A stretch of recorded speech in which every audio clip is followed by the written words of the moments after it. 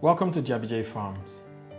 I just want to address some questions that we normally get when people call, visit our website or our YouTube channel, or when they chat us up on WhatsApp. These are some of the questions that they always ask, and we would like to address these questions on this video.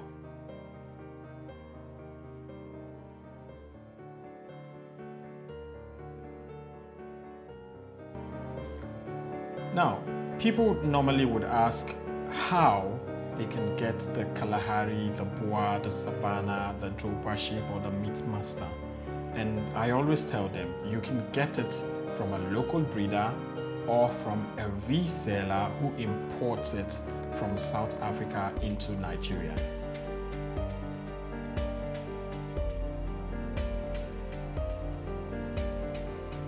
So, get this question a lot where people will say, how much is the Kalahari or the Boer Goat? The truth of the matter is that there is no fixed price for these animals, but you can get them anywhere from $1,500 and up to as much as $50,000 if you are buying from the auction.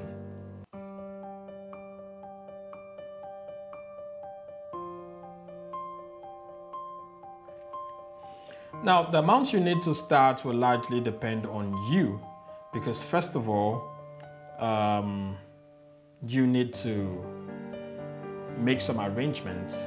The housing of the goats, you have to secure them, you have to think about your nutrition, you have to also consider the cost of purchasing the goats.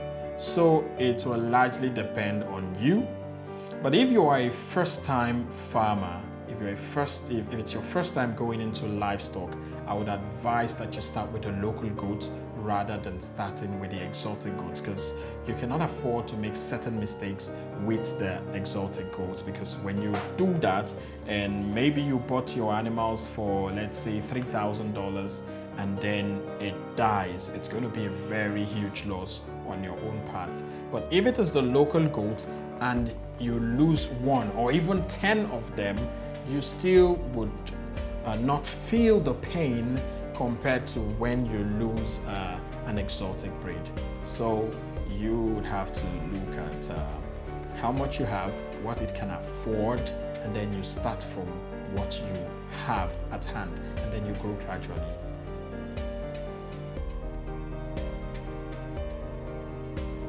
You can start your goat farming business with a buck and a doe. It all depends on your capital. Let's say you have up to $50,000, you can do more compared to somebody who has just $3,000 or $5,000 as his startup capital.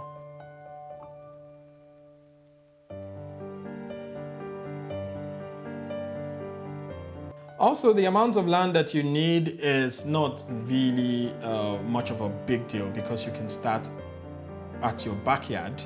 You can start with a little space that you have in your compound where you live, and you can as well start with 1 acre, 2 plots, 10 plots. For example, we started with 2 plots of land, and today we have acquired a 3 acre of land where we hope to expand. And in South Africa, I visited a farm where they have about 1,000 acres of land for their goat farm. And they've been doing this for over 35 years. So you can see that they did not start with 1,000 acres of land. Probably they started with a few acres, and as time goes by, they started making more money, and then they bought more land and expanded. So where you are the amount of land you're starting with is not really a priority right now. Start something, that is the most important thing, and then you grow. Scamming is a big issue in the livestock industry, even in South Africa and in Nigeria here. When we started off, we got scammed because we didn't know initially that these animals are not from Nigeria. So we saw somebody who posted something on Facebook saying he has over 300 Kalahari Red Goats, and then he was sending pictures and videos from South Africa, and I couldn't tell the difference. So we ended up sending him money and he blocked us. So you have to be sure that whoever you're buying from is somebody you can visit his farm. Make sure it's somebody who has social media presence, somebody who has something to lose. So don't just buy or believe any story you see online until you see concrete proof that this person actually has these animals before you go ahead to make payment. And even if you want to make payment, I urge you to make payments while at the farm so that immediately you pay, you pick up the animal and you go back to your farm. That way you can avoid scam. But that is not all.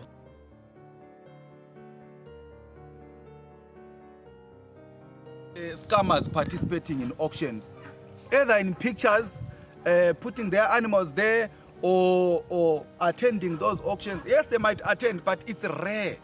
Genuine farmers always participate in auctions here and there, but they make sure that either they are taking their animals there or they are buying animals on auctions. You will check our Facebook page. If we buy animals from other breeders, you will see other breeders putting us, oh, thank you Kachen for buying goats, or we appreciating other goats for buying from us. It's very important. That thing is very important because it shows that you are not only advertising, but there are some people with testimonies. Oh, that's number 5 point again.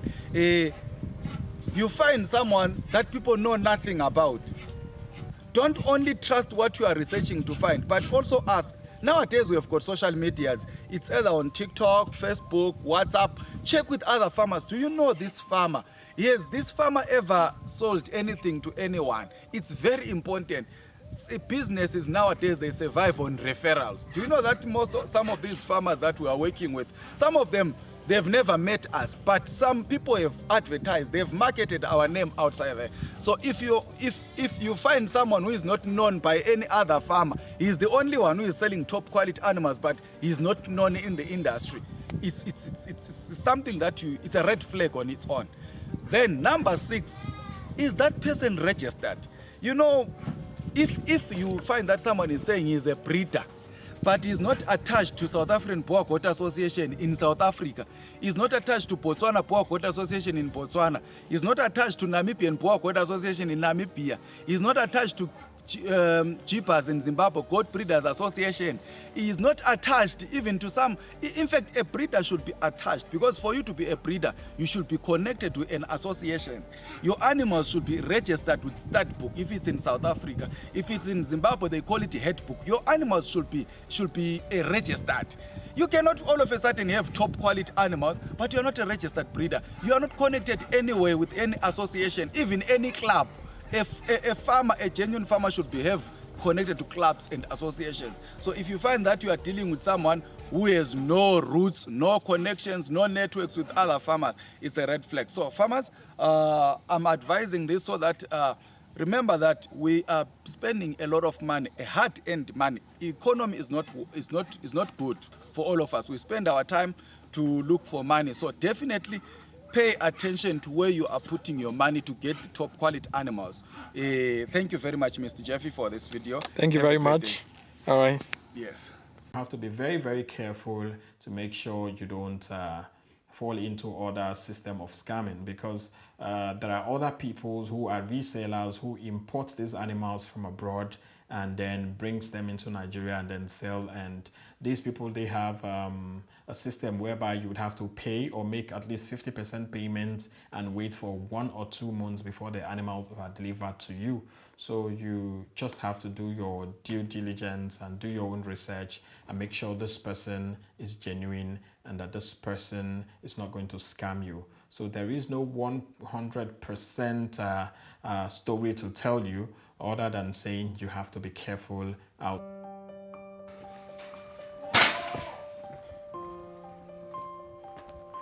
Hello, welcome to JabiJ Farms, and this is our progress so far in just 6 months.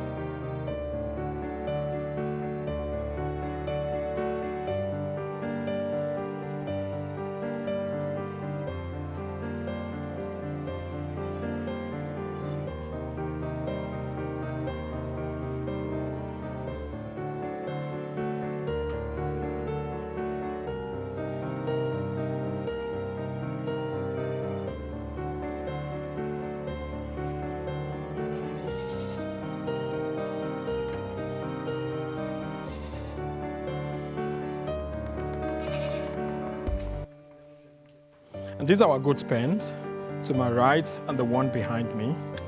The one in front of me here, we have the doe that gave birth to 2 kids, and unfortunately we lost one of it. The Kalahari doe gave birth to 2 Boer kids. So, but currently we're having one and they're doing well. They are here, and this is our new pen that we have prepared, waiting for the new shipment that is coming in from South Africa by next month. And behind me, we have some Kalahari and some sheep, some Sudanese breed that we have in JBJ farms. So in front of me here, we have our pastures where we planted our bracharia grass and the super napier grass that we are feeding our animals with. We of course have other, we have the dry hay, we have the concentrates that we're feeding them. And this is the birthplace of JBJ Livestock Farm. So this farm is built on a 2 plots of land. In front of us here, we have our office and our staff quarters. And then we're managing this place, and hopefully between now and 2 years' time, we'll be moving to a bigger space. Hopefully by then, we're expecting to have over 1,000 animals, if that's going to be possible. I mean, that is our target, but we'll see how far we can push it.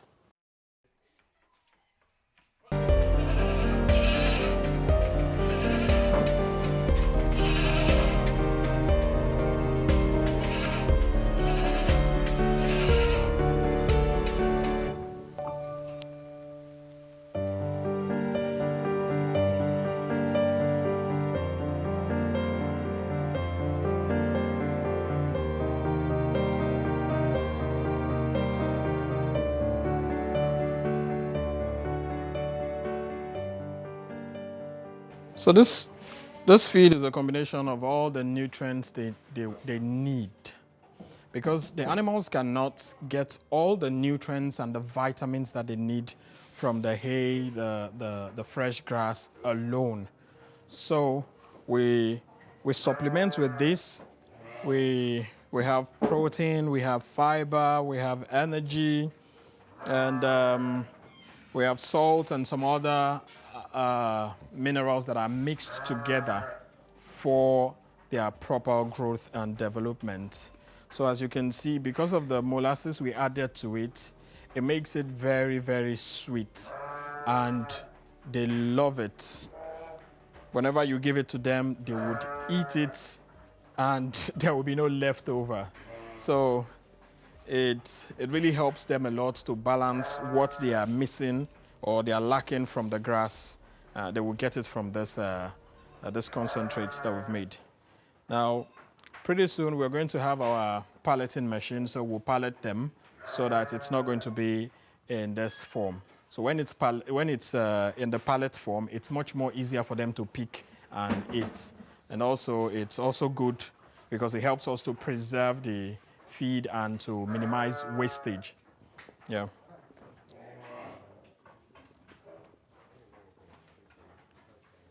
If you enjoyed this video and has learned something new, please click on the bell notification icon, subscribe, like, comment, and share this video with people of the same interest.